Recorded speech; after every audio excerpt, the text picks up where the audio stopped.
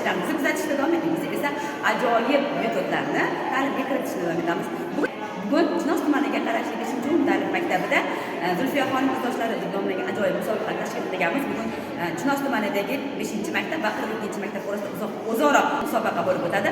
Musobaqa boshlanish jarayoniga ozgina qoldi. Tayyorgarlik ishlari bo'lyapti. Bizni kuzatib tursangiz jarayon qanday ketdi, qanday natija bo'ladi, buni o'zingiz guvoh bo'lasiz. Bizni kuzatishda davom etamiz esa ajoyib tadbirlarni va qaynoq metodlarni sizlarga taqdim etishni davom etamiz. Bizni kuzatib turing. Bundan uzoqlashib ketdik.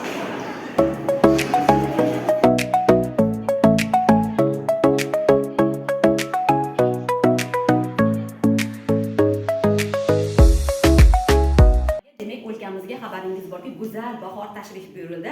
Bahor go'zallanish, yasharish, yashnash degan ma'noni anglatadi. Bahorning ilk kunida bilasizki, eng ijodkor, atoqli shoiramiz Zulfiya xonimning tavallud kuni bilan boshlangan. Mana shu munosabat bilan Chinoz tumani 5-umum ta'lim maktabida bugun Zulfiya xonim izdoshlari deb nomlangan ajoyib musobaqaning guvohi bo'lyapsiz. Bugun Chinoz tumaniga qarashli 5-umum ta'lim maktabining 4-sinf o'quvchilari va 42-maktabning 4-sinf o'quvchilari o'zaro bellashadi. Bu musobaqadan maqsad o'quvchilarimizning dunyo qarashi, ularning zukkoligi, bilimdonligi va qay darajada bilimga ega ekanliklarini sinab ko'ramiz. Bunga musobaqamizdagi bilimlari o'tilgan mavzular asosidagi darsliklar asosida savollar beriladi. Bugungi musobaqamizni shaffoflik bilan baholab borish uchun demak, maktabimizning milliy sertifikat egasi va oliy toifali ustozi Seyitova Oygul opa va Norbo'tayeva Zulfiya ustozlarimiz baholab berishadi.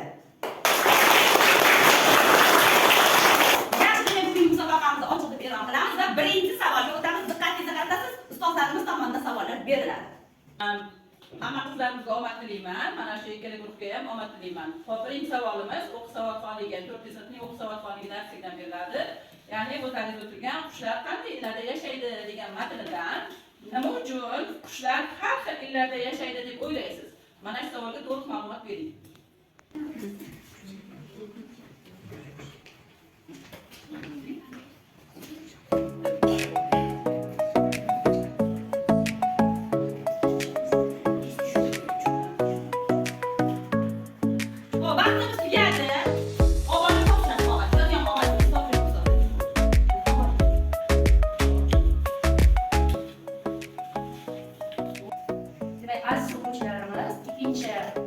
Matematika darsligida hozir sizlar matematika darsida kasrli misollar o'rgatyapsizlar.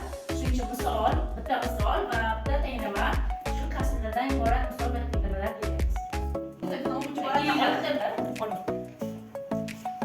Yaxshi. Xo'p, joylashib tayyor bo'lib olasiz. Vaqtimiz ketadi. Berilgan vaqtning ichida yechib bo'lishingiz kerak. Tayyormisiz? Boshlang. Yechib olasiz.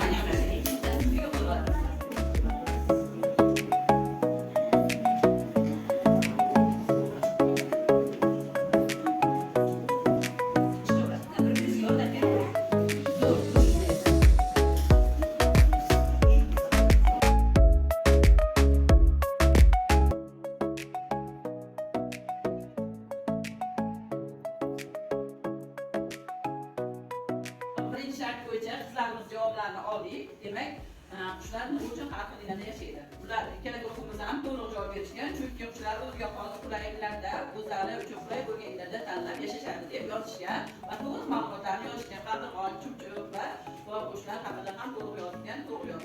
Ikkala guruhga ham biz 5 bahodan qo'ydik. Ikkinchi shartimiz quyidagicha ona tili fanidan beriladi. Ona tili fanidan so'z turkumlarini o'tkazasiz, to'g'rimi? Ana shu so'z turkumlaridan sifat so'z turkumi haqida to'liq ma'lumot yozib ketishni talab etiladi. Shartlarni bo'lsa, bo'lmasa boshqaring.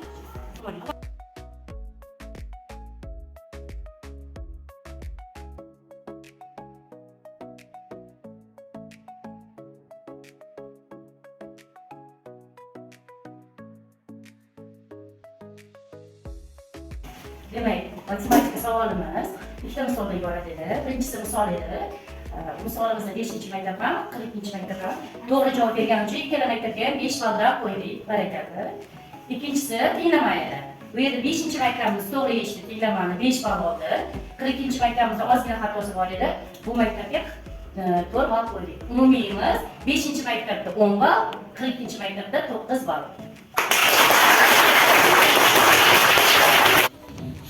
4-savolimiz tabiiy fandan bo'ladi. Bu savolda sizlar suv haqida to'liq ma'lumot berishlaringiz kerak. Bo'ldi.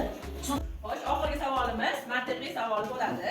Mantiqiy savollarda demak eshitdik, xalqimizda jo'jani kuzda sanaymiz degan maqol bor. Eshitgansiz, to'g'rimi? Diqqat savol. Jo'jani nega aynan kuzda sanash kerak? Mana shu yozib bering maqolni. Tushunarlingizmi? Bo'lmasa boshlaylik. Demak, tabiiy fan bo'yicha bizda 42-maktabimiz to'liqroq ma'lumot berdi. Shuning uchun 42-maktabimizga 5 ball barakalla. 5-maktabimiz ham yaxshi javob berdi, lekin sal ma'lumotlarimiz kamroq. Shuning uchun 5-maktabimizga 4 ball.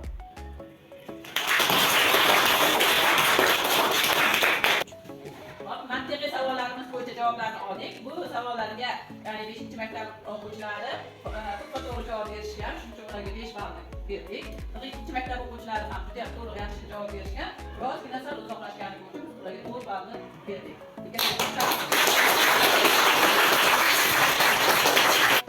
Hop, demak bugungi Zulfiya xonim izdoshlari deb nomlangan she'r ostida o'tkazilayotgan musobaqamiz o'z nihoyasiga yetdi. Endi o'quvchilarimiz olgan ballar bo'yicha hakamlar hay'atiga yuzlanamiz. Marhamat, Oygul opa.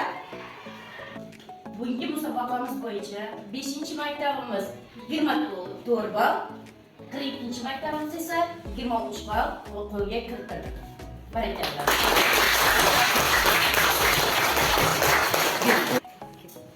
Chinoz tumani 42-maktab 4-B sinf Zulfiya xonim izdoshlari musobaqasida 2-o'rinni egallaganligi uchun maktab ma'muriyati tomonidan taqdirlanadi.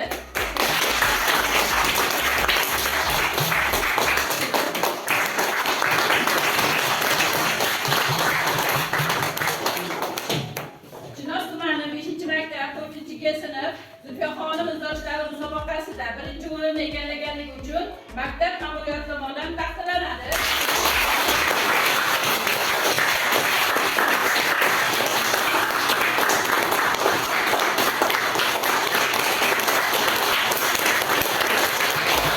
Hop, mana bugun Zulfiya xonim izdoshlari deb nomlangan musobaqamiz o'z yakuniga yetdi. Mana shu musobaqada 42-maktab o'quvchilarining qizlari va 5-maktab o'quvchining qizlari ishtirok etishdi. Bu qizlarimiz mana shu musobaqa jarayonida o'zining zukkorligi, donoligini ko'rsatishdi. Juda ham yaxshi faol qatnashdi. Qizlarimizga omad tilayman. Kelajakda yuqori cho'qqilarga erishishida va kelajakda mana shu Zulfiya xonimning haqiqiy qizlari mukofotlarga ega bo'lishini tilab qolaman. Qizlar, sizlarga omad tilayman.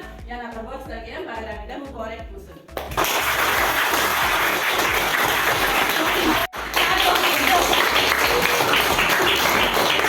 Musobaqamiz oxirida 42-maktab o'quvchilari Feruza ustozimiz kelganlar 42-maktabdan 5-maktab ustozlari bugungi tadbirimizda juda ham faollik bilan qatnashdi. Bugungi tadbirlarimizni tashkil etishimizda albatta 42-maktab o'quvchilari, 5-maktab o'quvchilari faol qatnashib, bugungi tadbirni chiroyli o'tkazib berganligi uchun ham sizlarga kattakon rahmat. Sizlarning ham ishingizga omad tilaymiz.